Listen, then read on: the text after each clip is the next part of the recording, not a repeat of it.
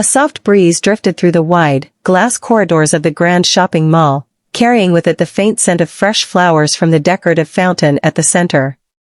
Shoppers walked by with laughter and light conversation, unaware that fate was quietly arranging the first thread of a story that would soon touch every heart it passed through. In the middle of this gentle stillness stood Meera Kos, a man of wealth, fame, and soft-spoken humility.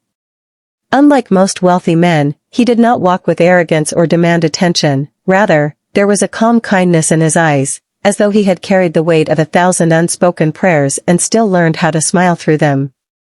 He had come to the mall to shop for a foundation event, another one of his quiet charity works that very few people even knew he sponsored. As he glanced through the neatly wrapped items displayed behind the glass counters, something suddenly shifted in the air. A loud, sharp noise rose in the distance, cutting through the calm like a blade. Sirens. Not slow or far off, they were close, echoing through the mall's polished floors and high ceilings. People turned their heads, some startled, some anxious. Security guards rushed toward the main exit while murmurs spread among the crowd like ripples. Outside, a commotion was unfolding, and Meera's soft brows knit gently with concern, his instinct to help already pulling him forward before thought could even catch up. He stepped outside, expecting perhaps an accident or a crowd gathering, but what he saw instead was so out of place, so fragile against the noise of honking horns and impatient engines, that his feet paused for a moment. There, in the middle of the road, stood a tiny girl, no older than 7, her frail hands clutching a small broken lock as if it were a treasure, her face streaked with tears she was trying but failing to hide. Cars honked loudly, some swerving slightly to avoid her, yet she didn't move. She stood still, frozen in helplessness, her small figure trembling under the harsh noise of the world rushing around her. Something in that stillness pierced him in a way he could not ignore. Without hesitation, Meera hurried toward her, weaving between cars until he reached the fragile little soul stranded between danger and despair. He knelt gently beside her, lowering himself so that his soft voice would not startle her. "Wait, daughter, what happened?" he asked, his tone calm and warm, like someone offering shelter instead of questions. The girl turned her face upward, her lips trembling before words could form.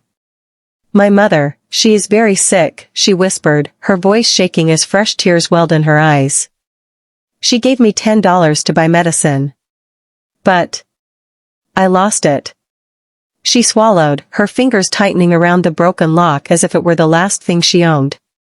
"Now how will I get Mama's medicine?" she cried, the innocence of a child meeting the cruelty of helplessness in one heartbreaking moment. Meera's heart softened instantly, not out of pity, but out of a tenderness that came naturally to him, as though kindness had been living in his chest long before this moment. He didn't speak right away. Instead, he reached out carefully and wiped the tear trailing down her cheek, as gently as one would touch something sacred. "My daughter," he said softly, "come with me. I will take you to get the medicine." The girl hesitated, staring at him with confused, frightened eyes, not because she didn't trust him, but because life had already taught her too soon how to expect loss before help. Yet something in his voice, steady, safe, almost fatherly, finally eased her fear. Slowly, she nodded. Meera lifted her gently into his car, wrapping her in the soft warmth of safety she hadn't felt for a long time. He drove straight to the pharmacy, bought the medicine without a second thought, and then, noticing how frail she looked, quietly added small gifts into the bag, a ribbon, a box of crayons, a soft toy she could hold on to when the world felt too heavy.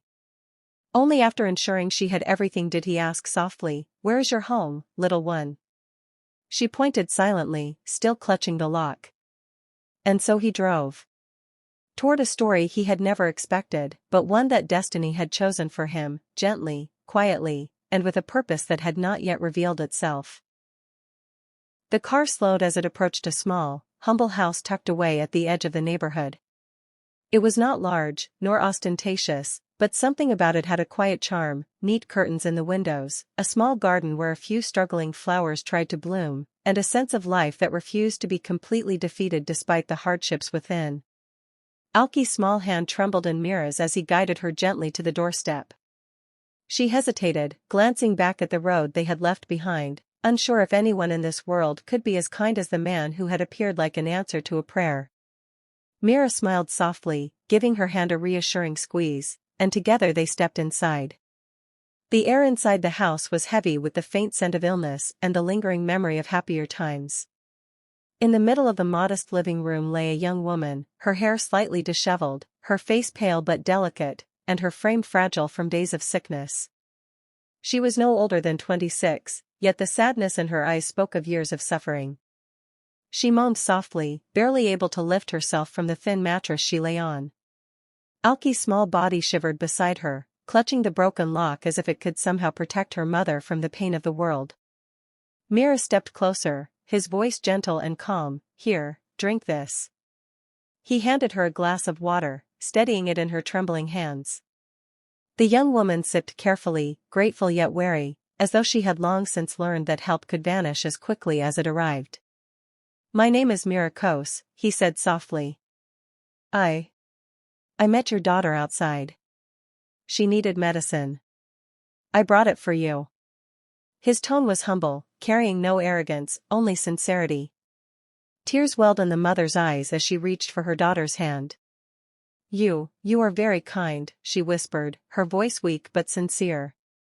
I do not know how to thank you."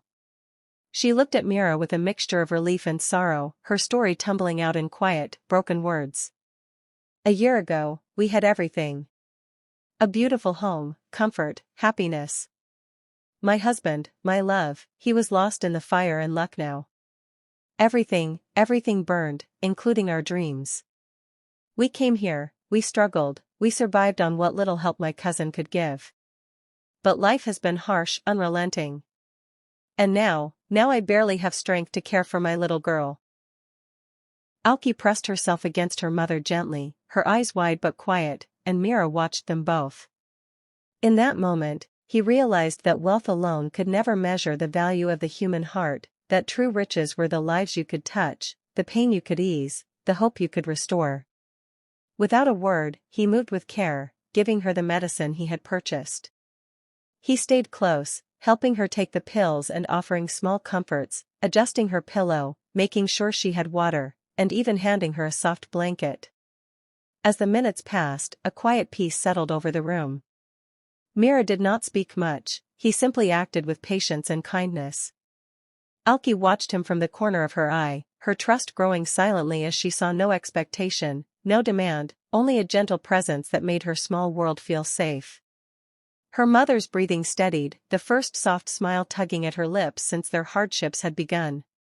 Meera finally sat back slightly, observing the mother and daughter together, feeling a deep, unspoken connection forming.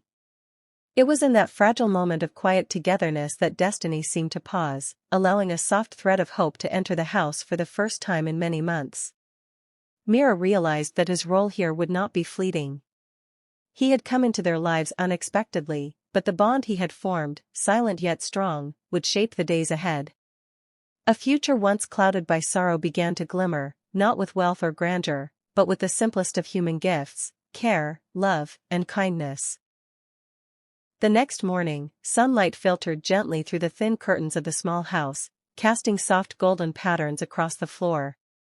Meera had already risen, moving quietly so as not to disturb Alki or her mother. He prepared a small breakfast, simple yet nourishing, setting it carefully on the table. The mother stirred, blinking against the light, her face pale but softening as she took in the sight of the man who had brought calm and hope into their home. Alki sat quietly at her mother's side, her small fingers tracing the edge of the table, her eyes reflecting a cautious curiosity. There was still fear in her heart, the fear of losing what little they had left, but the gentle presence of Meera had begun to erode that fear, if only slightly, like morning mist lifting from the earth. After breakfast, Meera spoke softly, careful not to overwhelm them. "I will stay for a little while today. We will make things better, slowly, step by step. First, we will focus on your health, then on little improvements around the house. Everything else can follow." The mother nodded, swallowing hard against the lump in her throat, while Alki's eyes widened with a mixture of hope and disbelief. They had long since learned that promises could vanish as easily as they were spoken. Yet something about the gentleness in Meera's tone, the steady, patient sincerity, made them believe, at least for the moment, that maybe, just maybe, the world could offer mercy. He began by helping the mother take her medicine carefully, explaining each step and ensuring she drank enough water. Then he encouraged her to sit upright, to stretch gently, and even to take small walks around the house, just enough to strengthen her weakened body. Alki watched from the corner, occasionally offering a shy smile or a hesitant "Mama, be careful," but mostly she stayed quiet, absorbing the rare tranquility that had entered their home. The mother, though fragile, found herself moving with a little more confidence, bolstered by Meera's quiet encouragement. Throughout the day, Meera attended to small repairs and improvements in the home, fixing leaky taps, straightening worn furniture, and even replacing a few broken household items with simple, practical alternatives. He did not act as a savior, nor did he demand gratitude. He moved with a humility that made every gesture feel like a gift freely given rather than a favor granted. By the evening, the small house had begun to feel less like a place of suffering and more like a sanctuary, warm, orderly, and infused with the calm presence of someone who truly cared. During a quiet moment, the mother spoke softly, her voice barely above a whisper. I do not know how to repay you. You have brought hope where there was none, warmth where there was only cold." Meera shook his head gently, his expression calm. "There is no need for repayment. Kindness is its own reward. Seeing you healthy, seeing Alki safe, that is enough."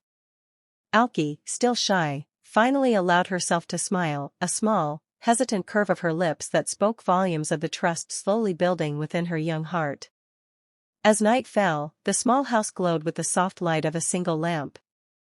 The mother rested more comfortably, Alki slept quietly, and Meera sat in a corner, reflecting silently on the day.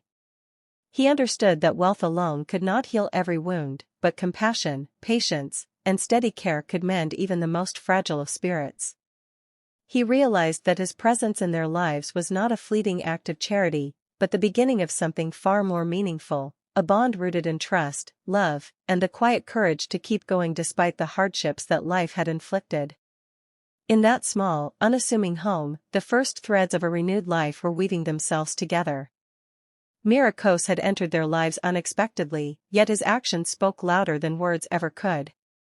For the mother and her young daughter, the world had suddenly become less frightening, more forgiving, and filled with the possibility of hope, a hope that, though fragile, had the potential to grow into something lasting and beautiful.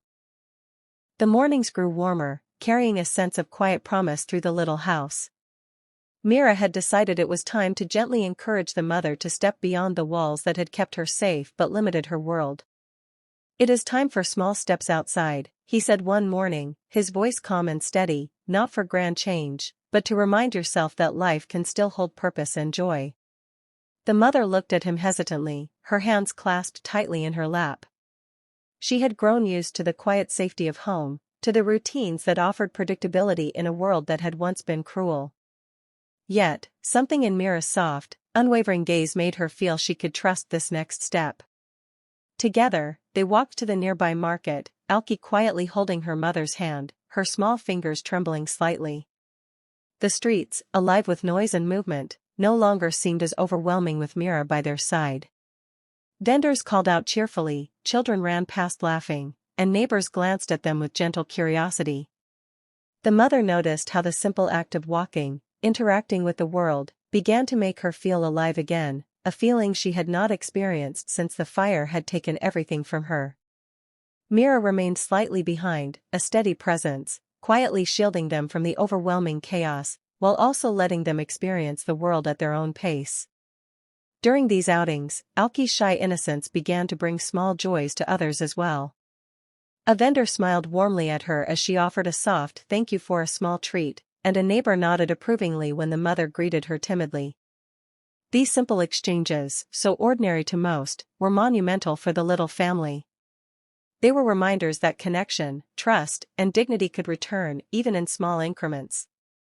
Meera watched silently, understanding that empowerment came not through wealth, but through the simple restoration of confidence and self-worth. Back home, Meera introduced a few more subtle changes to help the mother regain independence. He helped organize her small finances, showing her how to manage simple purchases, and even arranged a modest basket of supplies for her to sell at the market if she chose. "You do not have to rely entirely on others," he said gently. "Small steps like this remind you of your strength. You are capable, and you have been all along." The mother listened, absorbing his words slowly, the gratitude in her eyes reflecting a growing sense of hope that she had once thought impossible. Alki watched quietly, her shy smiles now more frequent and bright. She began to draw pictures of their small excursions, the market, the vendors, even Meera's calm figure walking beside them. In her innocent sketches, she captured not only what she saw, but the warmth, the safety, and the trust that now filled her life. Meera quietly admired her work, praising her gently, his soft words nurturing her confidence. He understood that these small, consistent actions, encouragement, guidance, patience, were the building blocks of a new life, and that the smallest gestures could create ripples of hope and resilience that would last far beyond any momentary relief. As night fell, the family gathered once more in their modest home. The mother prepared a simple meal with newfound pride, Alki offered her quiet assistance, and Meera remained a steady presence, a calming force in their world.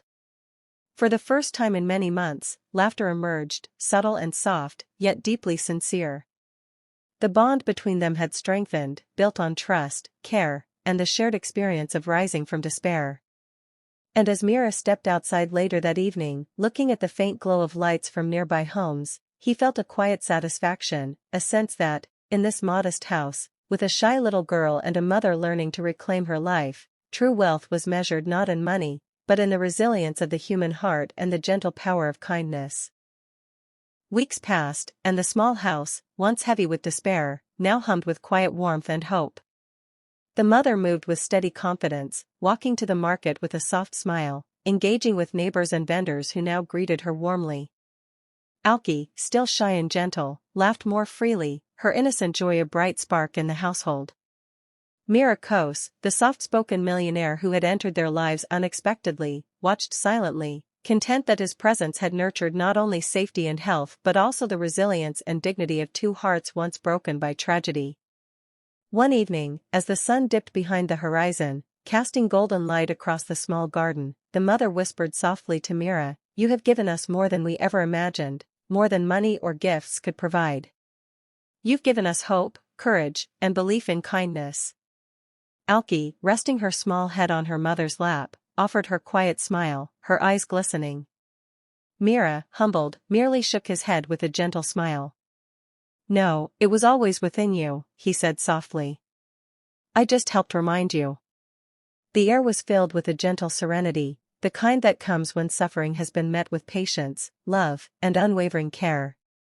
The small house glowed softly, carrying laughter, warmth, and the subtle, enduring power of human compassion.